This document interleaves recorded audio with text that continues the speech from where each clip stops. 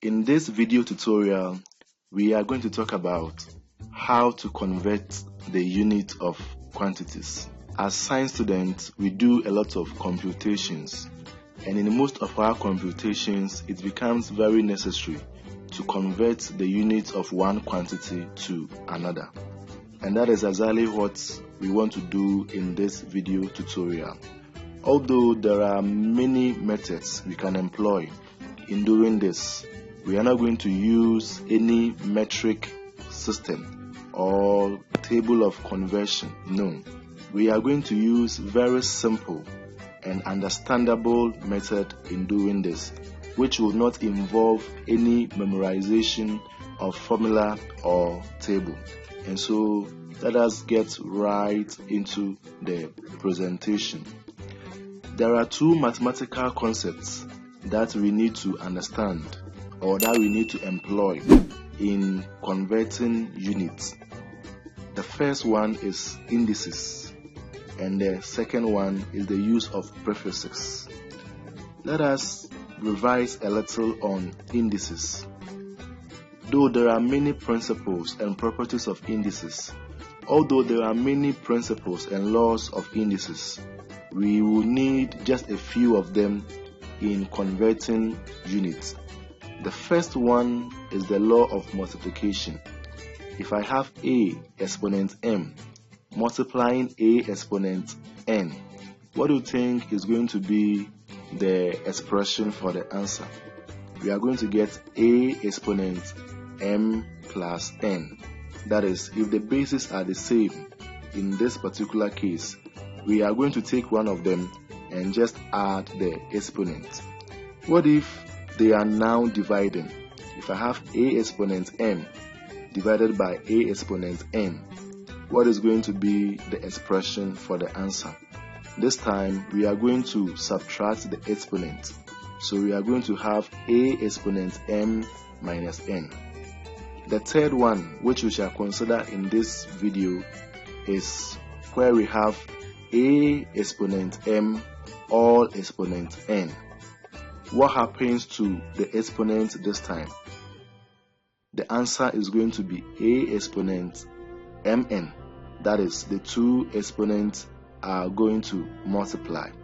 Though these are the basic ones that we may need in our computations, the first one is the most basic one that we need, especially in today's video tutorial.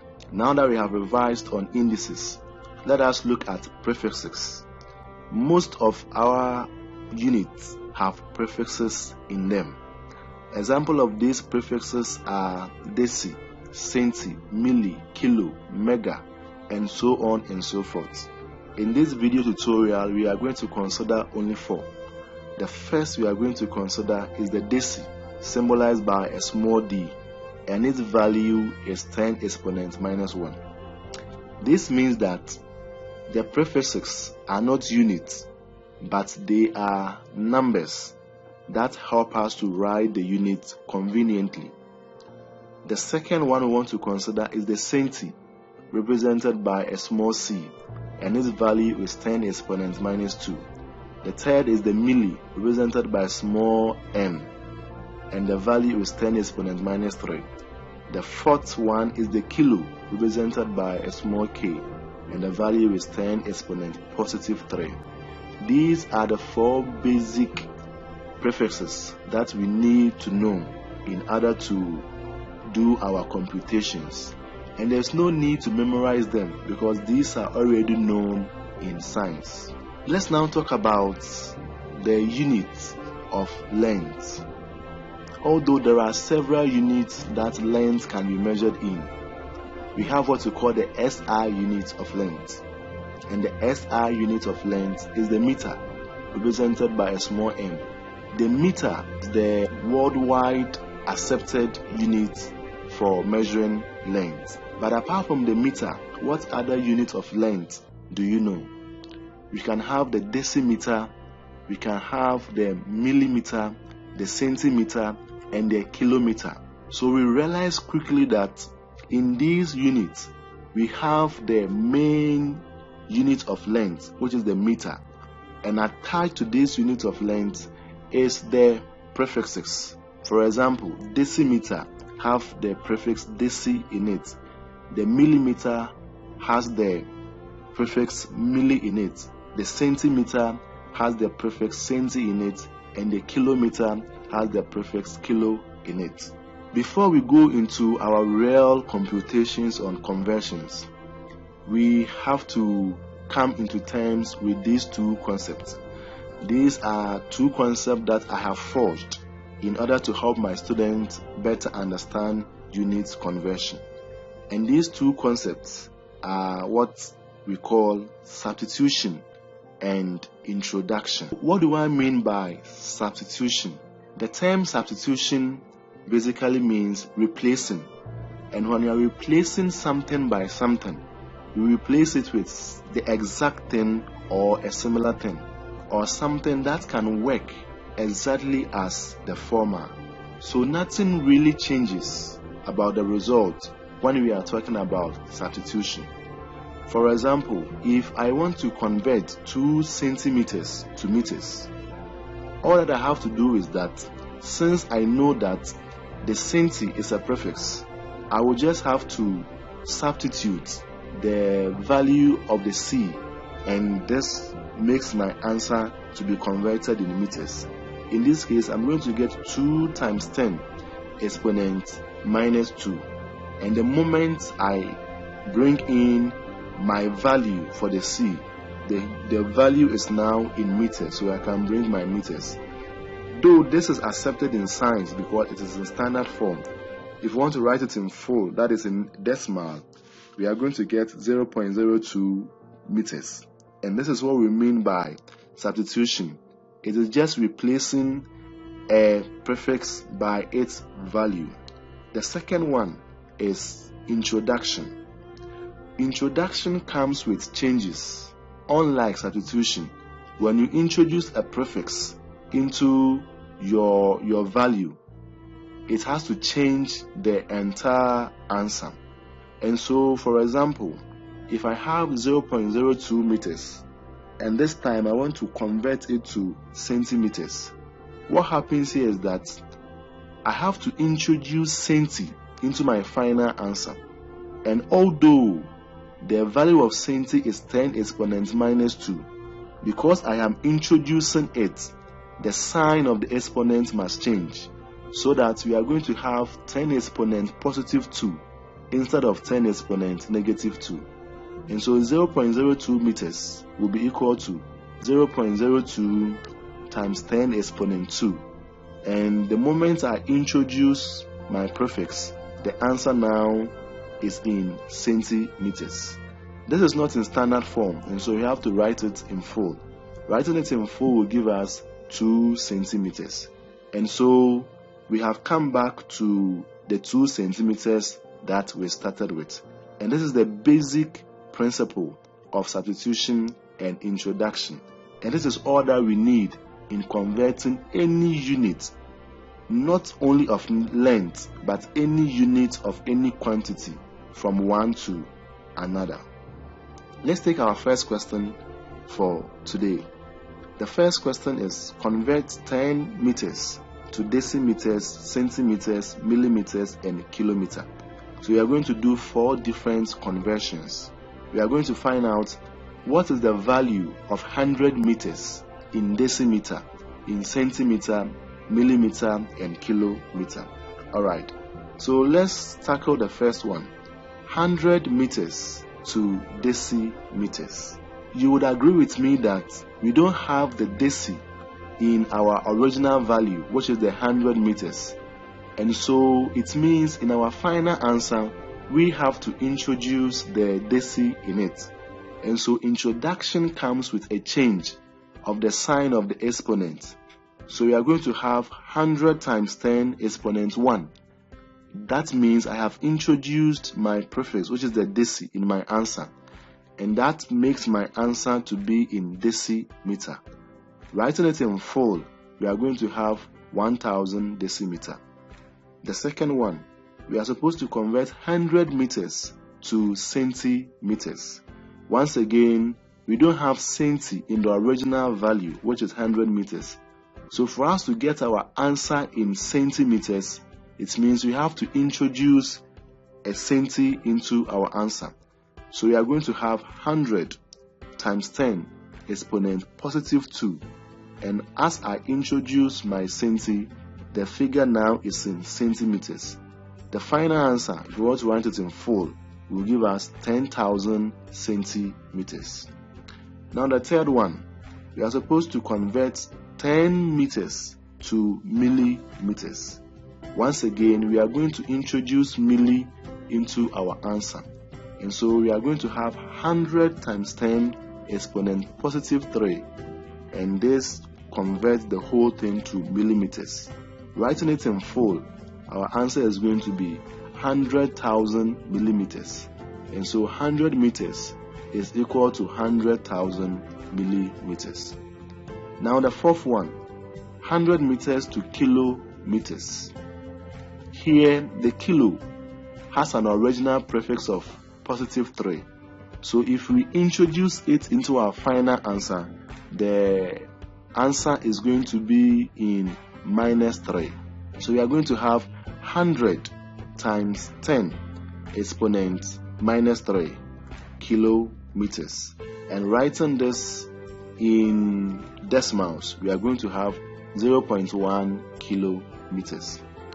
Now let's take our second question. Convert 20 decimeters to meters, centimeters, millimeters, and kilometers.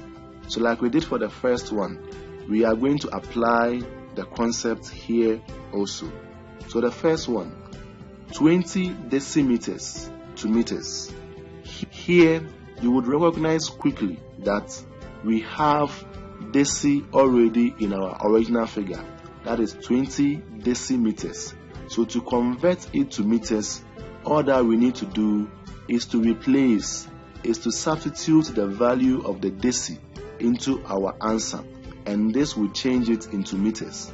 So we are going to have 20 times 10 exponent minus 1 meters. Writing it in full, we are going to have 2 meters.